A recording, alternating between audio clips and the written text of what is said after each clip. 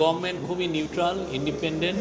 Government তার কাজগুলো সুচারুভাবে করছে বা যাতে বাংলাদেশের মানুষ তার যে কাজের যে ফসলটা ভালোভাবে পায়।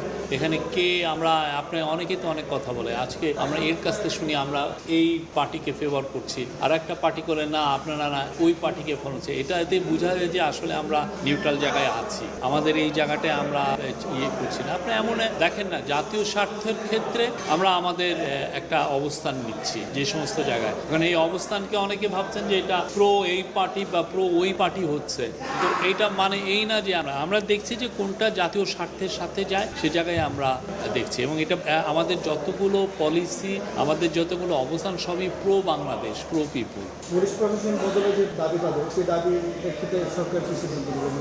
আমরা পুলিশ প্রশাসন তো ধরেন যেই জায়গায় নিয়ে গিয়েছিল, এটা তো ভয়ঙ্কর রূপে একটা মানে মানুষের বিরুদ্ধে পুলিশ প্রশাসনকে দাঁড় করিয়েছিল আগের গভর্নমেন্ট। তা আমরা চাচ্ছি যে পুলিশ প্রশাসন তার কাজগুলো পলিটিক্যাল ইন্টারফিয়ারেন্স ছাড়া যাতে কাজ করতে পারে সেই জায়গাটা নেয়া, তাদের মধ্যে এনাফ কনফিডেন্স বিল করা, যারা যেন আইন শৃঙ্খলা পরিস্থিতি সে তার চিন্তা দিয়ে এবং ইন্টারন্যাশনাল যেগুলো নর্মস আছে সেগুলো মেনটেন করে যেন এইগুলো কাজগুলো করতে পারে।